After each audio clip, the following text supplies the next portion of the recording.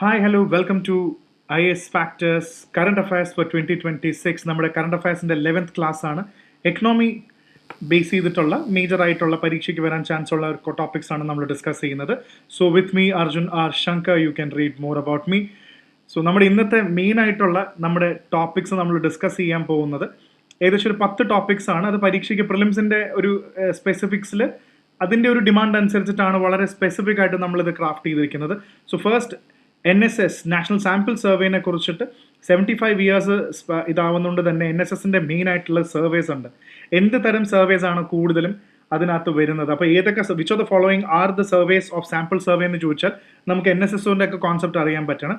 So NITI ആയോഗിൻ്റെ report ഉണ്ട്, AI displacement job augmentation എന്താണ്. So what is AI job augmentation എന്നൊക്കെ സ്റ്റേറ്റ്മെന്റ് വന്നു കഴിഞ്ഞാൽ എന്താണ് ഉദ്ദേശിക്കുന്നത് മനസ്സിലാവണം.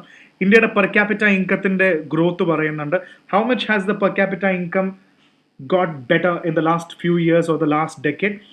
One state one RRB policy, regional rural ബാങ്ക്സിന്റെ കോമ്പോസിഷൻ എന്താണ്, അതിൽ സ്റ്റേറ്റിന് സ്റ്റേക്ക് ഉണ്ടോ, അല്ലെങ്കിൽ വേറൊരു പബ്ലിക് സെക്ടർ എന്റർപ്രൈസിന് ഒരു സ്റ്റേക്ക് എടുക്കാൻ പറ്റുമോ, അതെന്താണെന്ന് നോക്കാം. What is the concept of equalization levy, Google tax, അതിൽ വലിയ മാറ്റങ്ങൾ വന്നിട്ടുണ്ട്. അപ്പോൾ എന്താണ് ഈ ഇക്വലൈസേഷൻ ലെവി? 6% എന്നൊക്കെ പണ്ട് ഒരുപാട് പോപ്പുലർ ആയിരുന്നു. പണ്ട് UPSCയുടെ PYQ വരുന്നത്. GDPയുടെ ബേസ് ഇയർ റിവൈസ് ചെയ്തിട്ടുണ്ട്.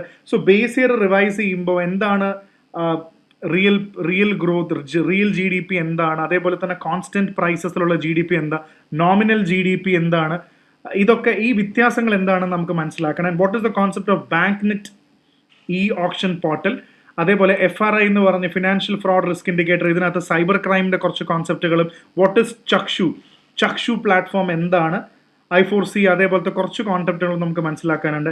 എന്താണ് Sagarmala finance corporation limited SMFCL, NBFCയും ഇതും തമ്മിലുള്ള വ്യത്യാസം എന്താണ്. And what is the concept of DSIB, domestically systematic important banks, HDFC ഒക്കെ DSIB ആണെന്ന് RBI പറയുമ്പോൾ എന്തൊക്കെ കാര്യങ്ങളാണ് നമ്മൾ ഇതിൽ മനസ്സിലാക്കേണ്ടത്. So their approach is very simple. പ്രിലിംസിന് വേണ്ടിയുള്ള മെയിൻ ആയിട്ടുള്ള കോണ്ടന്റുകൾ മാത്രമാണ് നമ്മൾ ഇതിനകത്ത് എടുത്തു പോകുന്നത്. സോ വളരെ ക്വിക്കായിട്ട് തന്നെ നമുക്ക് സ്റ്റാർട്ട് ചെയ്യാം. ആദ്യം തന്നെ 75 years of national sample survey with grand finale government തന്നെ സെലിബ്രേറ്റ് ചെയ്തതാണ്. സോ ഇത് പ്രധാനപ്പെട്ട് നോക്കേണ്ടത് MOSPI, ministry of statistics and programme implementation ആണ് MOSPI എന്ന് നമ്മൾ വിളിക്കുന്നത്. സോ ആ ഒരു ക്ലാരിറ്റി അവിടെ വളരെ ക്ലിയർ ആയിട്ട് ഉണ്ടാക്കി വെക്കുക. സോ ഇതിനകത്ത് വേറൊന്നുമില്ല. മെയിനായിട്ട് പറയാൻ പോകുന്നത് എങ്ങനെയാണ് സാമ്പിൾ സർവേ എടുക്കുന്നത്, എന്താണ് സാമ്പിൾ സർവേ, എന്താണ് സാമ്പിൾ ഫ്രെയിം. കുറേ സർവേസ് ഇവർ നടത്തുന്നുണ്ട്. ഏതൊക്കെ സർവേസ് ആണ് നടത്തുന്നത്, അതേപോലെ തന്നെ PC മഹലനോബിസ്, ദ ബിഗസ്റ്റ് പ്ലാനിങ്ങിന്റെ പ്രധാനപ്പെട്ട മഹലനോബിസ് പ്ലാൻ എന്നൊക്കെ പറയുന്ന പോലെ PC മഹലനോബിസിന്റെ കോൺട്രിബ്യൂഷനും കൂടെ എന്താണ്, ഇതെല്ലാം കൂടെ ഒരു പ്രിലിംസിന് വന്നു കഴിഞ്ഞാൽ ഒരു ക്വസ്റ്റ്യൻ വന്നാൽ എങ്ങനെ സോൾവ് ചെയ്യാം എന്നുള്ളൊരു ലെവലിലാണ്. സോ ഫസ്റ്റ് പോയിന്റ്സ് എടുക്കാം നമുക്ക്. MOSPI എന്ന് പറയുന്നത് സ്റ്റാറ്റിസ്റ്റിക് ഡേ ജൂൺ 29 സ്റ്റാറ്റിസ്റ്റിക്സേ ഉള്ളത്. PC മഹലനോബിസ് നമ്മൾ ഓൾറെഡി ഡിസ്കസ് ചെയ്തു. 75 ഇയേഴ്സ് ആണ് ഇപ്രാവശ്യത്തെ. സോ എന്താണ് NSSന്റെ റോൾ ഇപ്രാവശ്യത്തെ സ്റ്റാറ്റിസ്റ്റിക്കൽ ഡേറ്റയിലാണ്, ഇതാണ് ഇതിനെ മെയിൻ ആയിട്ടുള്ള തീം എന്ന് പറയുന്നത്. അതാണ് ഇതിനകത്ത് മെയിനായിട്ട് നമ്മൾ മനസ്സിലാക്കേണ്ടത്. സോ ഇനി കുറച്ച് ബേസിക് ഫാക്ട്സ് എടുത്തു കഴിഞ്ഞാൽ ഏറ്റവും കൂടുതൽ ലാർജ് സ്കെയിൽ ഡേറ്റ കളക്ഷൻ ചെയ്യുന്നത് ഇവരാണ്. 1950-51 NSSO, national sample service organisation 1970 വന്നു. സാമ്പിൾ സർവീസ് ഓർഗനൈസേഷൻ ക്രിയേറ്റ് ചെയ്തു. ആൻഡ് എന്തൊക്കെയാണ് ഇനി അടുത്ത് നമുക്ക് എന്തൊക്കെ സർവേസ് ഇവർ ചെയ്യും. എന്തായാലും ഒരു കാര്യം മനസ്സിലായി, NSS large scale data collection ആണെന്ന് മനസ്സിലായി. Now let's get into the questions please quickly. പ്രധാനമായിട്ടും UFS, അർബൻ ഫ്രെയിം സർവേ, ഇതൊരു സാമ്പിളിംഗ് ഫ്രെയിം ആണ്, ലിസ്റ്റ് ഓഫ് അർബൻ യൂണിറ്റ്സ്. അതായത് കുറേ യൂണിറ്റ്സ് ഉണ്ട്. ആ യൂണിറ്റ്സിനകത്തുനിന്ന് ഏതാണ് ആ ഫ്രെയിം എടുക്കേണ്ടത്. So urban surveys accurately correct ചെയ്യുന്നതാണ് അർബൻ ഫ്രെയിം സർവേ അഥവാ UFS എന്ന് പറയുന്നത്. ഇതും NSSന്റെ പ്രധാനപ്പെട്ട സംഭവമാണ്. ഇത് വളരെ പോപ്പുലർ ആണ്. ആനുവൽ സർവേ ഓഫ് ഇൻഡസ്ട്രീസ് എപ്പോഴും നമ്മൾ കറണ്ട് അഫയേഴ്സിലും ന്യൂസിലും കാണാറുണ്ട്. ഇൻഡസ്ട്രീസിൻ്റെയും മാനുഫാക്ചറിങ് സെക്ടറിൻ്റെ ഒക്കെ ഗ്രോത്ത് ട്രാക്ക് ചെയ്യുന്ന ഒരു സംഭവമാണ് ASI എന്ന് പറയുന്നത്. ഇനി അടുത്തത് പീരിയോഡിക് ലേബർ ഫോഴ്സ് സർവേ. ഇത് എപ്പോഴും വാർത്തയിൽ വരുന്ന ഒരു സംഭവമാണ്. PLFSന്റെ ഡേറ്റ വരട്ടെ. PLFSന്റെ ഡേറ്റ അനുസരിച്ചിട്ട് ഇതാണ് അതിൻ്റെ ഇമ്പോർട്ടൻസ് എന്ന് പറയുമ്പോൾ ഇതും NSSന്റെ പ്രധാനപ്പെട്ട ഒരു സർവേ ആണ്. അൺഎംപ്ലോയ്മെന്റ് റേറ്റും ലേബർ ഫോർ പാർട്ടിസിപ്പേഷൻ ഒക്കെ വരുന്നതാണ്. 2017 സ്റ്റാർട്ട് ചെയ്തു. അപ്പോൾ ഇത് മാത്രമല്ല, വേറെയും ഡേറ്റ കളക്ട് ചെയ്യുന്നുണ്ട്. എന്ത് തരം ഡേറ്റ ആണ്? ഇൻഫ്ലേഷൻ റിലേറ്റഡ് ഡേറ്റ കളക്ട് ചെയ്യുന്നുണ്ടോ എന്ന് നമുക്ക് ചെക്ക് ചെയ്ത് നോക്കാം. അതായത് ബേസിക് ഡേറ്റ, കൺസ്യൂമർ പ്രൈസ് ഇൻഡെക്സിന്റെ അർബൻ ആൻഡ് റൂറൽ ഇവർ തന്നെയാണ് കണക്ട് ചെയ്യുന്നത്. CPI, കൺസ്യൂമർ പ്രൈസ് ഇൻഡെക്സിന്റെ agriculture labourers AL, rural labourers ഇതെല്ലാം ഈ പ്രധാനപ്പെട്ട data CPI-U, CPI-R, CPI-AL and CPI-RL, rural labourers, agriculture labourers തുടങ്ങിയ പ്രൈസ് സർവേസ് മൊത്തം കണക്ട് ചെയ്യുന്നത് ഇവരാണ്. അപ്പോൾ ഏകദേശം പ്രധാനപ്പെട്ട സർവേസ് എല്ലാം ASI തൊട്ട് UFS തൊട്ട് എല്ലാം NSSന്റെ ഇതിലാണ് വരുന്നതെന്നുള്ളൊരു കാൽക്കുലേഷൻ നമുക്ക് മനസ്സിലായി. ഇനി എന്താണ് സാമ്പിൾ സർവേ എന്ന് പറയുമ്പോൾ മുഴുവൻ പോപ്പുലേഷൻ പോയി എടുക്കാൻ പോകുന്നില്ലല്ലോ, ഒരു പ്രധാനപ്പെട്ട ഒരു സാമ്പിളാണ് എടുക്കുന്നത്. സോ അവരുടെ ഇൻകമാണ് നമ്മൾ എടുക്കുന്നത്. സോ സർവേ എന്ന് പറയുന്നത് ഇതിൻ്റെ ഒരു സാമ്പിൾ വൈസ് ആണ് നമ്മുടെ ഡേറ്റ എപ്പോഴും വരുന്നത് എന്നുള്ള കാര്യം കൂടെ നമുക്ക് ഇവിടെ ഓർത്ത് വെക്കാം. What is A sampling frame? A complete set of units from which A sample is selected. ഇതിനകത്തുനിന്ന് വലിയ യൂണിറ്റ് ഉണ്ടോ? ഇതിനകത്ത് നമ്മൾ ചിലപ്പോൾ ഈ ഒരു സാമ്പിൾ ആയിരിക്കും എടുക്കാൻ പോകുന്നത്. നമുക്ക് ഈ 2 സാമ്പിൾസ് ആയിരിക്കും നമ്മൾ പിക്ക് ചെയ്യുന്നത്. List of all house holds in A city. അപ്പോൾ അത് സാമ്പിളിംഗ് ഫ്രെയിം ആണ് നമ്മൾ മനസ്സിലാക്കേണ്ടത്. അപ്പോൾ ഇതെല്ലാം ഒരു സാമ്പിൾ ബേസ് ചെയ്തിട്ടാണ് എടുക്കുന്നത് എന്നുള്ളൊരു കോൺസെപ്റ്റ് ഓർത്ത് വയ്ക്കുക. PC Mahalanobis, one of the biggest names in statistics. PC Mahalanobis എന്ന് പറയുമ്പോൾ ഫാദർ ഓഫ് ഇന്ത്യൻ സ്റ്റാറ്റിസ്റ്റിക്സ് എന്ന് വേണമെങ്കിൽ തന്നെ പറയാം. ഇന്ത്യൻ സ്റ്റാറ്റിസ്റ്റിക്കൽ ഇൻസ്റ്റിറ്റ്യൂഷൻ ഫൗണ്ട് ചെയ്തു ബ്രിട്ടീഷ് സമയത്താണ്, പ്രധാനപ്പെട്ട ഓർത്ത് വയ്ക്കുക. Statistical Laboratory at Presidency College, NSSന്റെയും CSO സെൻട്രൽ സ്റ്റാറ്റിസ്റ്റിക്കൽ ഓർഗനൈസേഷൻ്റെ ഒക്കെ സെറ്റിംഗ് അപ്പിൽ വളരെയധികം ഇമ്പോർട്ടൻറ്റ് റോൾ വഹിച്ചൊരു വ്യക്തിയും കൂടാണ് PC Mahalanobis എന്ന് പറയുന്ന ആള്. സോ റിമെമ്പർ PC Mahalanobis, ഇത് ഇമ്പോർട്ടൻ്റ് ആണ്. അപ്പോൾ ഇത്രയാണ് ഇതിനകത്ത് നിന്ന് നമുക്ക് Mahalanobisന്റെ പ്ലാൻ സെക്കൻഡ് 5-year പ്ലാനിലാണ്. വേണമെങ്കിൽ പരീക്ഷയ്ക്ക് ചോദിക്കാം, Mahalanobis മോഡൽ ഏത് പ്ലാനിൽ വന്നു? Heavy industries. അതായത് Mahalanobis പ്ലാൻ എന്ന് പറയുന്നത് സെക്കൻഡ് 5-year പ്ലാനിൽ കൂടുതലും ക്യാപിറ്റൽ ഗുഡ്സിൽ ഇൻവെസ്റ്റ് ചെയ്യുകയാണെങ്കിൽ ഫ്യൂച്ചർ പ്രൊഡക്ഷൻ കപ്പാസിറ്റി കൂടും എന്നുള്ളൊരു തോട്ട് പ്രോസസ്സാണ് ഇവർക്ക് ഉണ്ടായിരുന്നത്. സോ അതുകൊണ്ട് തന്നെ ലോങ് ടേം എക്കണോമിക് ഗ്രോത്ത് ആണ് ഹെവി ഇൻഡസ്ട്രീസ് ബേസ് ചെയ്തിട്ടുള്ള ഒരു Mahalanobis പ്ലാൻ എന്ന് പറയുന്നത്. That's it. ആൻഡ് അടുത്ത പ്രധാനപ്പെട്ട ടോപ്പിക്കിലേക്ക് കിടക്കാം. AI ആയിട്ട് വരുന്ന ഒരു കോൺസെപ്റ്റ് ആണ്. അപ്പോൾ ഇതിനകത്തൊരു ബേസിക് അണ്ടർസ്റ്റാൻഡിങ് ഉണ്ടാക്കിയാൽ മതി. പ്രിലിംസിനെക്കാട്ടും കൂടുതൽ പ്രധാനപ്പെട്ട പോയിന്റുകൾ എന്താണെന്ന് നമുക്ക് ഇതിനകത്ത് നിന്ന് മനസ്സിലാക്കാൻ പറ്റും. ജോബ് ക്രിയേഷൻ്റെ നീതി ആയോഗിൻ്റെ ഒരു റിപ്പോർട്ടാണിത്, road map for job creation in AI economy. അപ്പോൾ ഇതിനകത്ത് പറയുന്നുണ്ട്, അതായത് ബൈ 2035 2040 ഒക്കെ ആകുമ്പോൾ സമയം കൊണ്ട് തന്നെ ഇന്ത്യ ഒരു AI ഹബ്ബായി മാറണമെങ്കിൽ, AIയുടെ ഒരു പ്രധാനപ്പെട്ട സ്ഥലമായി മാറണമെങ്കിൽ ഇതിൻ്റെ വർക്ക് ഫോഴ്സ്, AI റിലേറ്റഡ് ആയിട്ടുള്ള വർക്ക് ഫോഴ്സ് ഇന്ത്യയിൽ വേണം എന്നുള്ളത് ഒരു സംശയമില്ലാത്ത കാര്യമാണ്.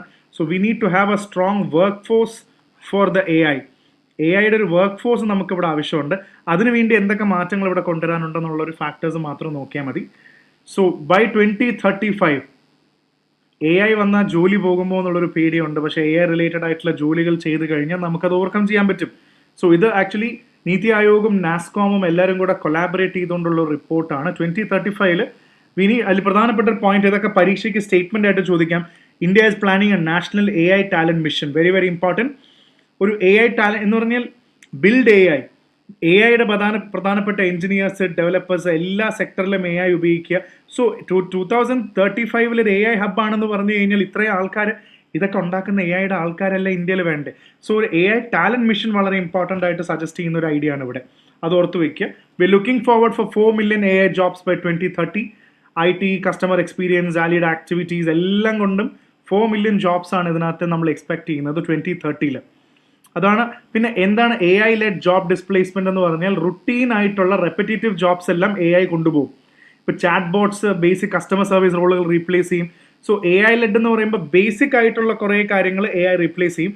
പക്ഷേ പിന്നീട് AI റീപ്ലേസ് ചെയ്ത് കഴിയുമ്പോൾ ഈ AI ഡോമിനേറ്റ് ചെയ്യാൻ വേണ്ടി കുറേ ഹ്യൂമൻസ് നമ്മൾ മനുഷ്യൻ തന്നെ ആവശ്യമുണ്ട്. അപ്പോൾ ഈ AIനെ ഡോമിനേറ്റ് ചെയ്ത് വർക്ക് പ്ലേസിൽ കൊണ്ടുപോകണമെങ്കിൽ AI എഞ്ചിനീയേഴ്സ് അറിയാൻ, AIയുടെ പവർ അറിയുന്ന ആൾക്കാർ, വർക്ക് ഫോഴ്സ് നമുക്ക് ഇന്ത്യയിൽ ആവശ്യമുണ്ട്. അതാണ് ഇതിൻ്റെ ബേസിക് തിയറി എന്ന് പറയുന്നത്.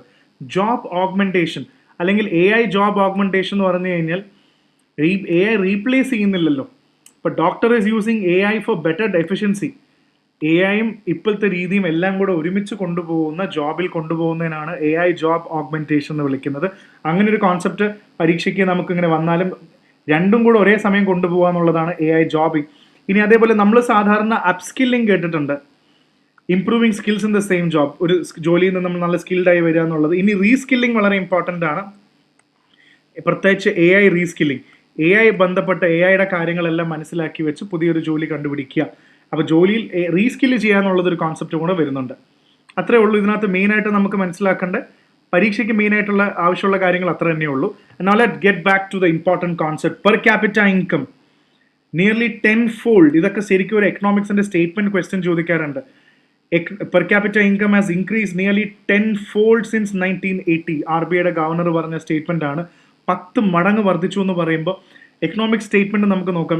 എന്താണ് GDP ഇത്രയും വലുതായി, അല്ലെങ്കിൽ പെർ ക്യാപിറ്റ ഇൻകം വലുതായി എന്ന് പറയുമ്പോൾ എന്ത് കോൺസെപ്റ്റ് ആണ് നമുക്ക് നോക്കാം. സോ ഇവിടെയും മിനിസ്ട്രി ഓഫ് മോസ്പി ആണ്. പെർ ക്യാപിറ്റ ഇൻകം 2024 1,47,710 ഇവിടെ പ്രധാനമായിട്ടും. പണ്ട് ഇവിടെ മാറ്റം വന്നിരിക്കുന്നത് 2014-15 72,805 സോ ജസ്റ്റ് ഇമാജിൻ, ഓൾമോസ്റ്റ് 72,000 1,47,000 പറയുമ്പോൾ 74,000 ജമ്പ് വരിക എന്ന് പറയുമ്പോൾ ഇത് ഭയങ്കര വലിയൊരു സംഭവമാണ്. അപ്പോൾ അടുത്തൊരു പ്രധാനപ്പെട്ട ചോദ്യമുണ്ട് ഇവിടെ നമ്മൾ മനസ്സിലാക്കേണ്ടത്. എന്താണ് പെർ ക്യാപിറ്റ ഇൻകം? എന്താണ് പെർ ക്യാപിറ്റ ഇൻകം എന്ന് പറയുമ്പോൾ അതിൻ്റെ ഫോർമുല എന്താണ്, അതിൻ്റെ ബേസിക് കാൽക്കുലേഷൻ എന്താണെന്നൊക്കെ കൂടെ നമുക്ക് മനസ്സിലായിരിക്കും. അപ്പോൾ എന്തായാലും ഇത്രയും വലിയൊരു ഗ്രോത്ത് എക്കണോമി വന്നിട്ടുണ്ട്. So what is per capita national income? Per capita net national income, അതാണ് അതിൻ്റെ ക്വസ്റ്റ്യനിലുള്ളത്. Per capita net national income എന്ന് പറയുമ്പോൾ first net national income by total population. Per capita income എന്ന് പറയുമ്പോൾ തന്നെ ടോട്ടൽ ഇൻകം ബൈ പോപ്പുലേഷൻ എന്നാണ്. അതായത് ഒരു പോപ്പുലേഷൻ്റെ മൊത്തം നെറ്റ് നാഷണൽ ഇൻകം പോപ്പുലേഷൻ വെച്ച് ഡിവൈഡ് ചെയ്യുകയാണെങ്കിൽ ഒരാൾക്ക് എത്ര കിട്ടും, അതാണ് per capita NNI. That is the concept of per capita. എന്ന് വേണമെങ്കിൽ നമുക്കൊരു കാര്യം ചെയ്യാം. നെറ്റ് നാഷണൽ ഇൻകം മൊത്തം ഇവിടെയുള്ള ആൾക്കാരുടെ 100 ലക്ഷം അല്ലെങ്കിൽ 100 lakh ആണെന്ന് വിചാരിക്കുക. 100 lakh ആണ്, അതിൽ 10 lakh ആണ് population. So 100 lakh divided by 10 എന്ന് പറയുമ്പോൾ 10 per person, അതാണ് പെർ ക്യാപിറ്റ NNI എന്ന് പറയുന്നത്. മൊത്തം എത്രയുണ്ടോ അതിനെ ടോട്ടൽ പോപ്പുലേഷൻ കൊണ്ട് ഡിവൈഡ് ചെയ്യുക, അതാണ് per capita NNI, net national income by total population എന്നുള്ളതാണ് ഇതിൻ്റെ ബേസിക് സംഭവം. അപ്പോൾ ഇതാണ് അതിൻ്റെ കോൺസെപ്റ്റ്. അപ്പോൾ NNI, what is net national income? National income എന്ന് നമുക്കറിയാം. നെറ്റ് നാഷണൽ ഇൻകം എന്ന് പറയുമ്പോൾ total national income earn by residents of a country after depreciation. നെറ്റ് നാഷണൽ ഇൻകം, മൊത്തം നാഷണൽ ഇൻകം എന്താണ്? Total income by the residents of country after depreciation. Depreciation കൂടെ calculate ചെയ്തതാണ് നെറ്റ് നാഷണൽ ഇൻകം എന്ന് പറയുന്നത്. കാരണം വെയർ ആൻഡ് ടയർ ഒക്കെ കാൽക്കുലേറ്റ് ചെയ്യാനുണ്ട്. ഡിപ്രീസിയേഷൻ എന്ന് പറയുമ്പോൾ തന്നെ വെയർ ആൻഡ് ടയർ ഇതൊക്കെ കുറേ വാല്യൂ നഷ്ടപ്പെടുമല്ലോ. ഓവർ ദ ടൈം നമ്മൾ ഡിപ്രീസിയേഷൻ സംഭവിക്കും. 5 വർഷം കഴിയുമ്പോൾ ഡെഫിനറ്റ്ലി അതിന് വെയർ ആൻഡ് ടയർ വരും, ഒബ്സൊലീറ്റ് ആയി പോകും. അഥവാ നമ്മൾ വിളിക്കുന്ന മറ്റൊരു പേരുണ്ട് കൺസംഷൻ ഓഫ് ഫിക്സഡ് ക്യാപിറ്റൽ എന്ന് കണ്ടാലും ഇത് തന്നെയാണ് ഡെപ്രിസിയേഷൻ എന്ന് പറയുന്നത്. അപ്പോൾ ഇത് മൈനസ് ചെയ്യണം. ടോട്ടൽ NNI എന്ന് പറയുമ്പോൾ ടോട്ടൽ GNI മൈനസ് ഡിപ്രിസിയേഷനോടെ കിട്ടുന്നതാണ്. Total income after depreciation calculate ചെയ്യുമ്പോഴാണ് ഇത് കിട്ടുന്നത്. ഡിപ്രിസിയേഷൻ എന്ന് പറഞ്ഞാൽ കൺസംഷൻ ഓഫ് ഫിക്സഡ് ക്യാപിറ്റൽ എന്നും കൂടെ ഒരു കോൺസെപ്റ്റും കൂടെ മനസ്സിലായിക്കോളൂ. സോ ഏകദേശം 57% ഗ്രോത്ത് എന്ന് പറയുമ്പോൾ ഭയങ്കരമായ ഒരു ഗ്രോത്ത് ആണത്. സർവീസ് സെക്ടറും മാനുഫാക്ചറും പബ്ലിക് ഇൻവെസ്റ്റ്മെന്റ് ഒക്കെ ബെറ്റർ ആയതുകൊണ്ടാണ് നമുക്കിത് സാധിച്ചത്. ഇതൊക്കെ വേണമെങ്കിൽ സ്റ്റേറ്റ്മെന്റ് ആയിട്ട് ചോദിക്കാവുന്നതാണ് പ്രിലിംസിന്റെ. പക്ഷെ അടുത്തൊരു കാര്യം, പെർ ക്യാപിറ്റ ഇൻകം ശരിക്കും എപ്പോഴും കറക്റ്റ് ആവണമെന്ന് നിർബന്ധമൊന്നുമില്ല. ഇത് ഇനീക്വാലിറ്റി കാണിക്കില്ല എന്ന് പറയുന്നൊരു സ്റ്റേറ്റ്മെന്റ് ഉണ്ട്. ഒരാൾ 1 കോടി ഏൺ ചെയ്തു, മറ്റു 9 ആൾക്കാരും 0 ആണ് ഏൺ ചെയ്തത്. പക്ഷെ അപ്പോഴും ഒരാൾക്ക് 1 കോടി ഉള്ളതുകൊണ്ട് പെർ ക്യാപിറ്റ ഇൻകം ഹൈ ആയിട്ട് തന്നെ അത് നിൽക്കും എന്നുള്ളതാണ് നമുക്കിവിടെ മനസ്സിലാക്കുക. സോ അതുകൊണ്ട് എപ്പോഴും ഇൻകം ഇനീക്വാലിറ്റിയും കൂടെ കിട്ടില്ല എന്നുള്ളതും കൂടെ മനസ്സിലാക്കി വെച്ചോളൂ. ഇനി എന്താണ് NSDP?